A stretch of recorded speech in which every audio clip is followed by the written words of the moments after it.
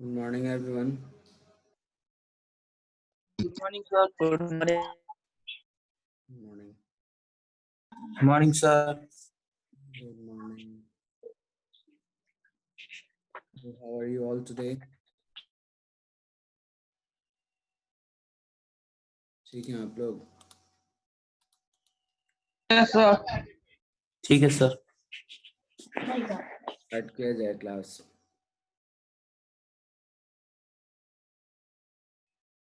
Before I start the class, we should discuss on the syllabus first. Biology का जो syllabus है उसके ऊपर कुछ डिस्कशन किया जाए. सिलेबस आप लोगों को समझ में आ रहा है? जो सिलेबस आपको हमने भेजा था पीडीएफ, जो कट डाउन करके सिलेबस आया है, आपको समझ आ रहा है?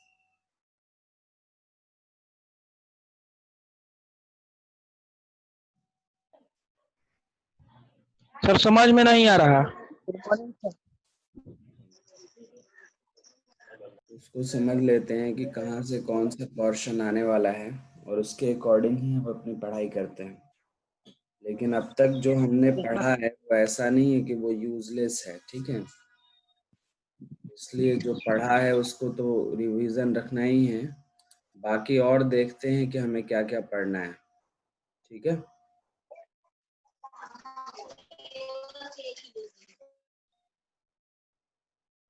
समझ रहे हैं ना? उसके बाद देखते हैं कि और हमें क्या क्या पढ़ना है. Class 10th. थोड़ा सा वेट कर लेंगे, मैं निकाल लूँ सिलेबस आपका.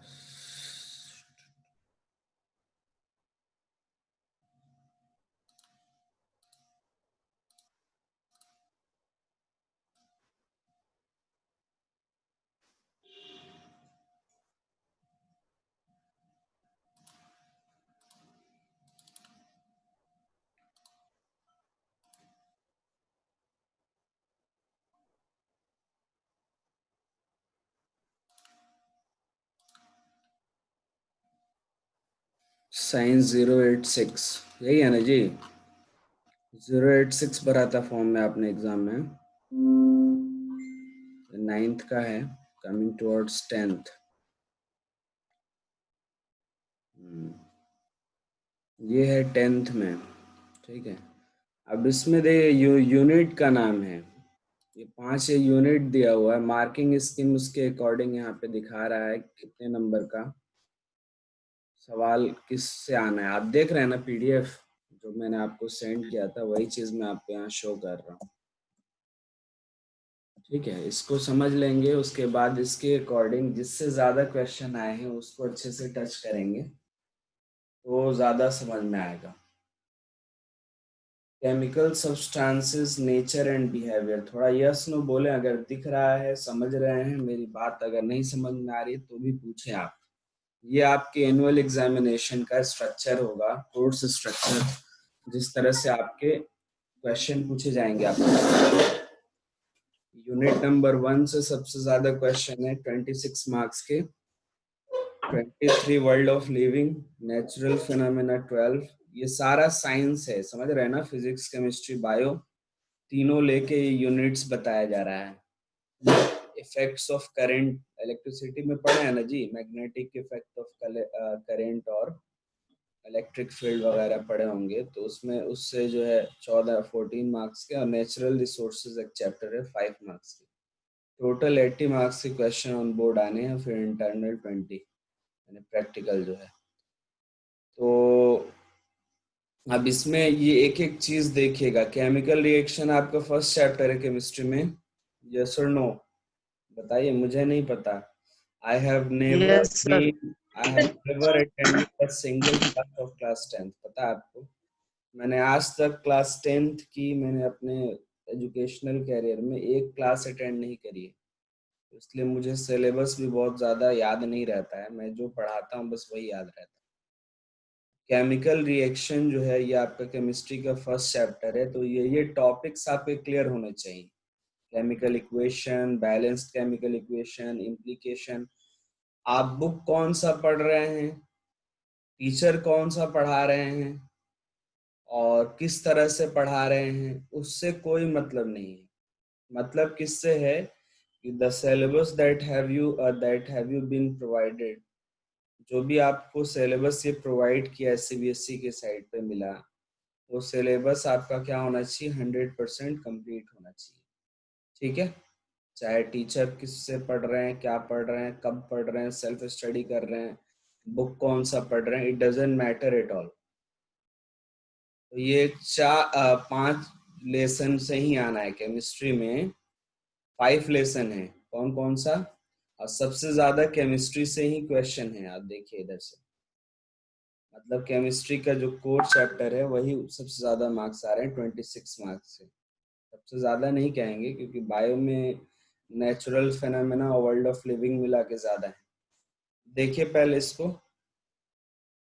क्या क्या है, chemical substance, nature and behaviour से ये यूनिट से 26 मार्क्स के क्वेश्चन आ रहे हैं, जिसमें केमिकल रिएक्शन है, acid basis and salts, metals and non metals, carbon compounds, periodic classification of elements. ये 5 चैप्टर आप लोग अच्छे से पढ़िए और यही टॉपिक्स पढ़िए। ठीक है, कहने का मतलब है क्वालिटी मेंटेन करने के लिए अपने क्वांटिटी के ऊपर जरूर देखना चाहिए कि जितना पोर्शन हम लोग पढ़ रहे हैं, जितनी पोर्शन की पढ़ाई हम लोग कर रहे हैं, क्या वो पोर्शन हमारा इफेक्टिव है, क्या उससे ही क्वेश्चन आने वाले हैं, या एग्जाम पॉइंट ऑफ व्यू से उसका क्या है, वो कहाँ लाई कर रहा है। ठीक है ना, इसलिए यही टॉपिक्स पढ़ेंगे, इसको ही बहुत अच्छे से पढ़ेंगे और कई बार रिवीजन करेंगे ताकि हम बहुत बेहतर बेहतर तरीके से क्वेश्चन का आंसर दे सकें। ठीक है, थोड़ा सा वेट कर लीजिए।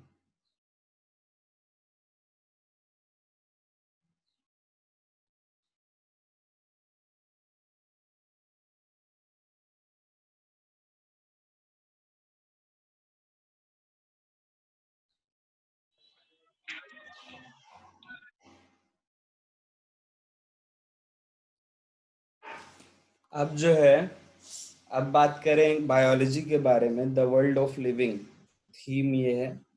यूनिट 2 आया जिसमें आपको लाइफ प्रोसेस पढ़ना है। फर्स्ट चैप्टर क्या पढ़ना है, जैसा कि मैं पढ़ा रहा था आपको, लाइफ प्रोसेस में लिविंग बीइंग यानी what is the importance of life. ठीक है ना, basic concept of nutrition, basic concept of nutrition क्या है, न्यूट्रिशन मतलब क्या होता है, ये मैंने बताया था आपको। रेस्पिरेशन हमने आपको दिखाया भी और बताया भी।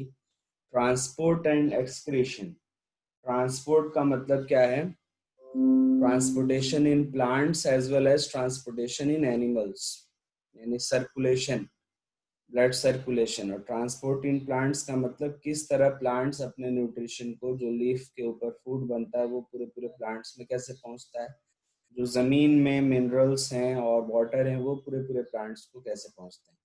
Excretion in both plants and animals both.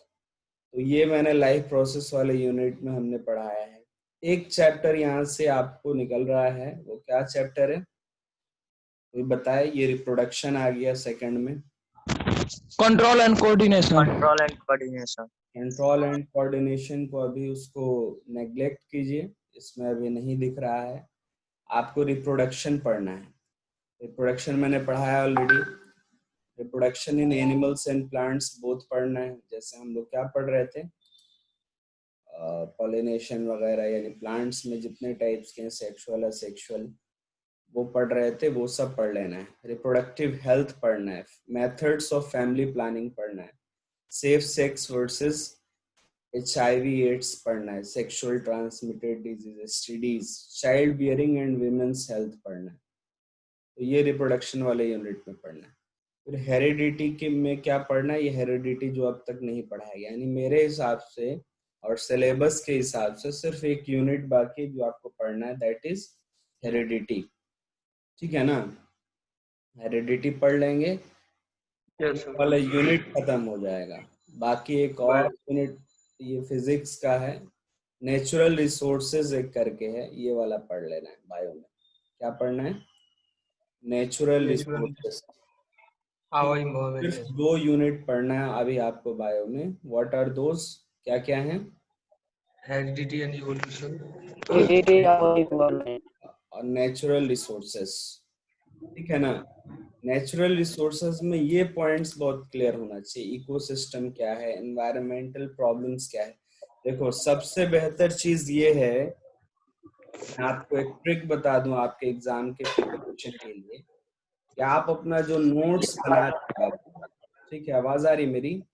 आप अपना Yes जो sir। नोट्स बना रहे हैं ना, मैं जो नोट्स सेंड कर रहा हूँ उसको ये टॉपिक्स आप टच करें कि देखिए कि इकोसिस्टम इसमें कहाँ है, वही चीज आप नोट कीजिए।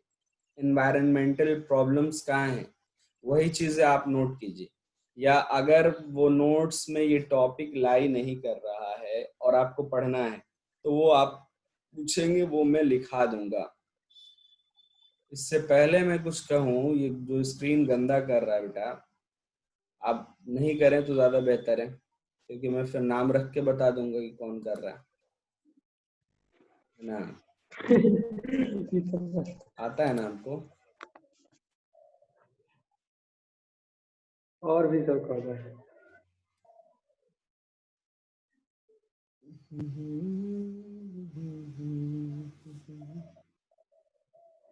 सारा तमाशा हो जाता है, क्या कहें। XYZ कोई आया है, वही है ये।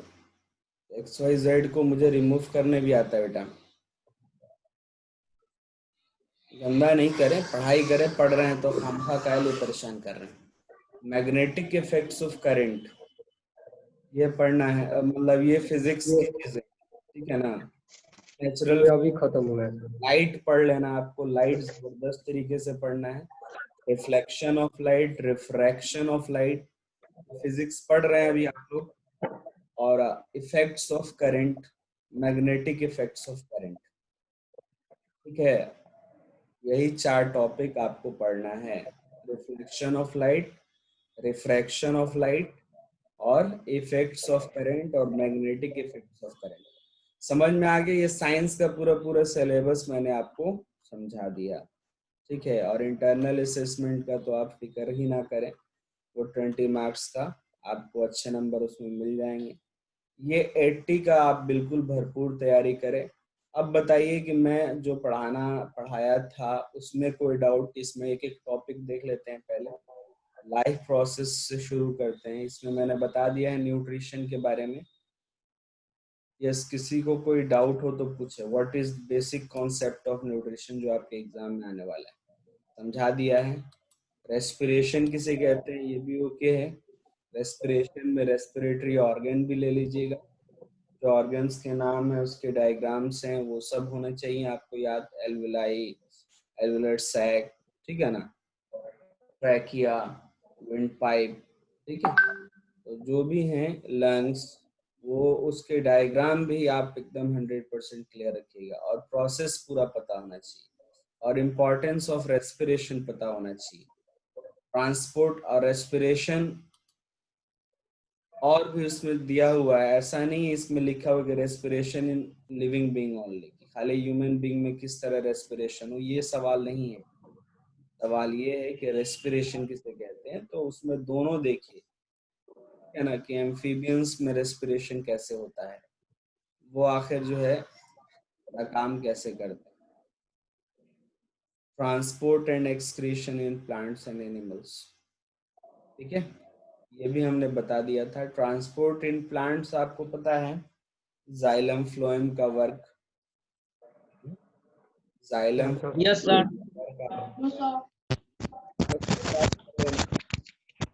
जाइलम के कितने टाइप होते हैं, काम क्या होता है, ये पता होना चाहिए। रिप्रोडक्शन हो गया है, reproduction in and plants, reproductive health need and methods of planning, ये भी क्लियर है सब।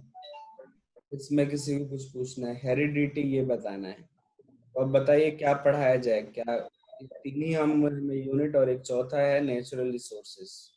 2 यूनिट आपको पढ़ना है, दैट्स ऑल, इतना ही। समझ गए?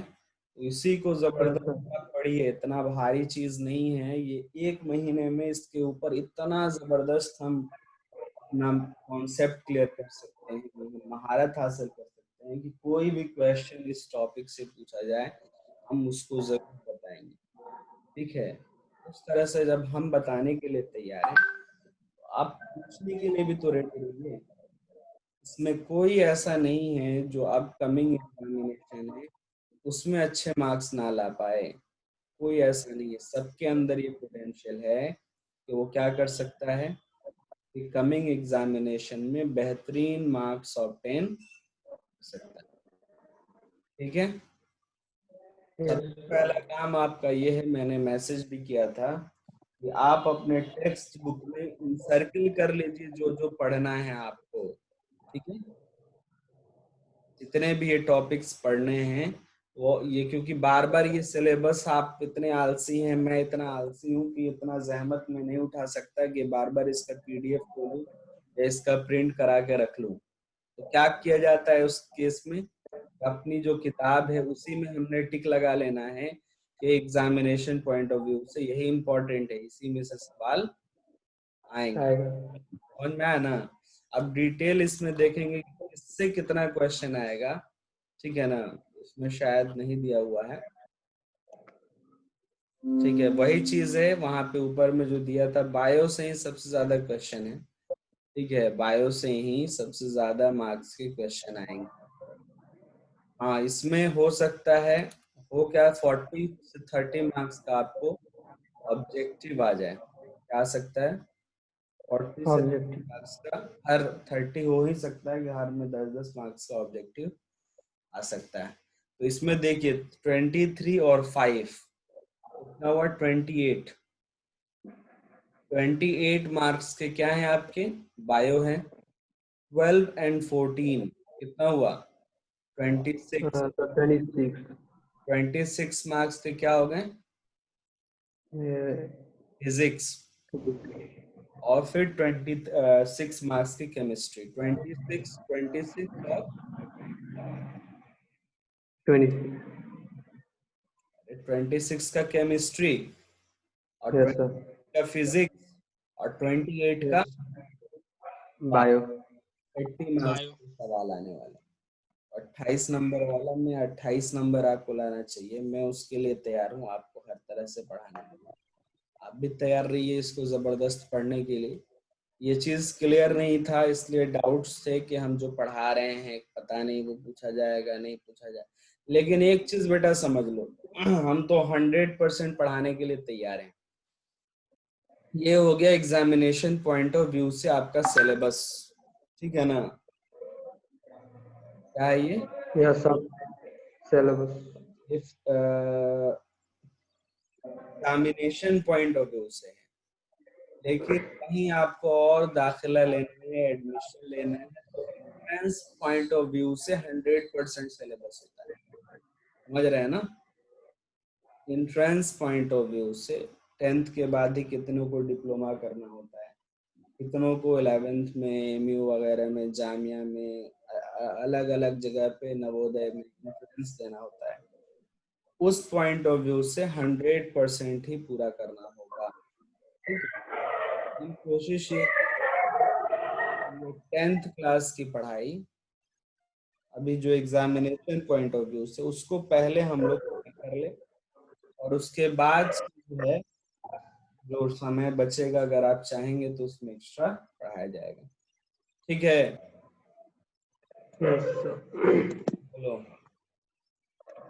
अब इसमें मैं एक और ऑप्शन मैंने रखा है, अभी जितने लोग पढ़ रहे हैं मन से आप ऑनलाइन घर पे पढ़ लीजिए। थोड़ा दिन अगर सही हो जाता है, रिलैक्सेशन ये सब जो हलचल मच रहा है थोड़ा भी कंट्रोल होगा, तो हम इसमें कोचिंग क्लासेस जिसमें आपको पूरा पूरा सिलेबस ये शॉर्ट में बताया जाए। तो वो बात की चीज है, आप लोग अभी पढ़ाई कर ही रहे हैं तो जबरदस्त पढ़िए इसको। ठीक है ना? Yes sir. आप बोलिए आज कुछ पढ़ना है या मंडे से शुरू किया जाए?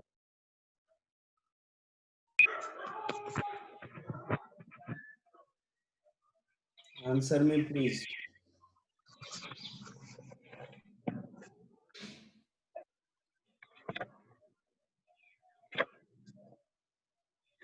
बोलो। अब मेरे सवालों का जवाब दो जो मैं पढ़ाया हूँ।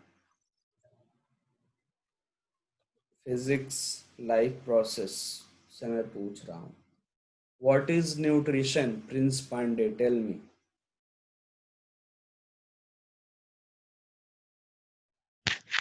सर जो हम लोग भोजन लेते हैं और उसके बाद जो भोजन नहीं लेते हैं, इंग्लिश में बताओ डेफिनेशन जो लिखोगे। the process in which we take food and the after the energy of The process of taking food is not digestion but ingestion, not nutrition but ingestion. Food को लेने के प्रोसेस को ingestion कहते हैं, nutrition नहीं कहते हैं। आगे कोई नेक्स्ट बताए। What is digestion? न्यूट्रिशन का मतलब ही है इंजेशन, डाइजेशन, एब्जॉर्प्शन, एसिमिलेशन, ये चार, और उसके बाद एक्सक्रीशन। तो बताएं कोई, व्हाट इज न्यूट्रिशन और व्हाट इज डाइजेशन? सबसे फर्स्ट यूनिट है, कई बार बताया जा चुका है। क्यों आप लोग डम्ब हो जाते? अच्छा नहीं लग रहा है बताने में। Disha Chaudhary, what is absorption? Absorption किसे कहते हैं? Disha, answer me first.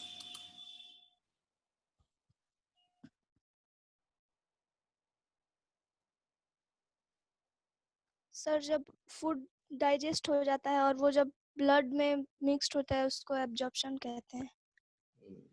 The obtaining of nutrition from digested food is called absorption। ठीक है ना? एब्जॉर्प्शन किसे कहते हैं? जो न्यूट्रिएंट्स हमने लिया है फूड में, जब न्यूट्रिएंट्स अपने सिंपलर फॉर्म में ब्रेक डाउन हो जाए डाइजेशन के थ्रू, फिर उसको हमारे ब्लड से ले लें, उसे क्या कहेंगे? Absorption. And what is the difference between assimilation and absorption? कोई बताया फ्रॉम दरभंगा? दरभंगा वाले स्कूल से कोई बताए what is assimilation and what is absorption? Have you ever listened this word assimilation? Rabia, answer me please. Yes or no? Have you ever listened? आपने कभी सुना है assimilation किसे कहते हैं? देखिए प्रॉब्लम यहीं से शुरू होती है, आप कुछ बोलते नहीं हो, हाँ या ना। UIP8 लाइट, बताइए कौन है आप? सलीम शेख, आप बताओ। What is the difference between assimilation and absorption? नहीं है दम। अरे कुछ तो बोलो, हाँ या ना। सर नहीं पता है, कुछ कंफ्यूजन है। अभी देखो आंसर आपको मिलेगा। विजय, यस सर। हाँ, एसिमिलेशन और एब्जॉर्प्शन में क्या अंतर है? सर एसिमिलेशन का मतलब the mixing of food into blood is called assimilation. और एब्जॉर्प्शन? ऑब्जर्प्शन का the nutrition use for element there purpose. उल्टा हो रहा है बाबू। एब्जॉर्प्शन का मतलब ये हुआ कि the nutrients take up by the blood, ठीक है ना? अब पर्पस के लिए यूज होना, that is assimilation. Cellular respiration आप सुने हैं? सेलुलर रेस्पिरेशन, हर एक सेल क्या करे कि उस न्यूट्रिएंट को लेके प्रोटीन जो है क्या बना ले, प्रोटीन हर एक सेल यूज करने लगे ग्रोथ पर्पस के लिए, ठीक है ना? या जो है आप एनर्जी जो कार्बोहाइड्रेट आपने लिया है वो एटीपी के फॉर्म में बन जाए और फिर जब जरूरत हो वो टूटे, दैट इज एसिमिलेशन। ठीक है ना? Okay, पहले sir. एसिमिलेशन नहीं होता है, पहले एब्जॉर्प्शन होता है। ठीक है, स्टेप बाय स्टेप समझिए। फर्स्ट ऑफ ऑल हम Yes. क्या फूड हमने लिया, माउथ में लिया, दैट इज इंजेक्शन। फिर माउथ में सलाइवा मिक्स हुआ और फिर क्या हुआ, स्टमक में बहुत सारे माइलेज हैं और सॉरी HCl है, हाइड्रोक्लोरिक एसिड, पेप्सिन है। मैंने बताया था किस तरह से डाइजेशन होता है। फिर जो है स्मॉल इंटेस्टाइन में बहुत सारे स्मॉल इंटेस्टाइन में और डाइजेस्टिव प्रोटीन्स हैं, वो आते हैं और क्या करते हैं, ये डाइजेस्ट करते हैं, छोटे छोटे टुकड़ों में बांटते हैं। अगर कार्बोहाइड्रेट का लंबा चेन है तो सिंपल शुगर फॉर्म में उसको तोड़ते हैं। प्रोटीन का बड़ा चेन है, पॉलीपेप्टाइड चेन है, तो सिंपल सिंपल उसको अमीनो एसिड में ब्रेक करेंगे। फैट बहुत लंबा है तो उसको फैटी एसिड में तोड़ेंगे। लिपिड से उसको लाइपोप्रोटीन में छोटे छोटे खंड में तोड़ेंगे।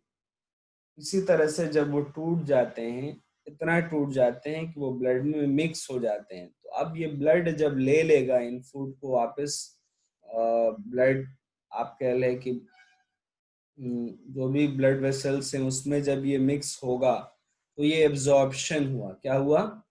एब्जॉर्प्शन। इंजेक्शन हो गया, Absorption. डाइजेशन ब्रेकडाउन हो गया, अब वो क्या हुआ कि ब्लड में मिक्स हो रहा है, that is absorption.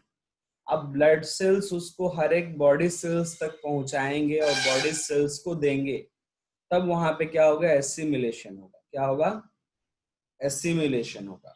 Excretion Assimilation. में भी आता है कि जो अनडाइजेस्टेड चीज है, जो हमने रफेज खाया है या हमने जो अनडाइजेस्टेड चीज खाया है, यूरिया खाया है और भी सारी चीजें खाई है जो जहरीली चीजें, वो फिर उसका फिल्टरेशन होना, आप एक्सक्रीशन समझते ही हैं, किडनीज में फिर ब्लड जाते हैं वही, और अनवांटेड अनडाइजेस्टेड चीजों को वहां पे एलिमिनेट करके और फिर ब्लड वापस जो है आ जाता है, वहां फिर एक्सक्रीशन होता है।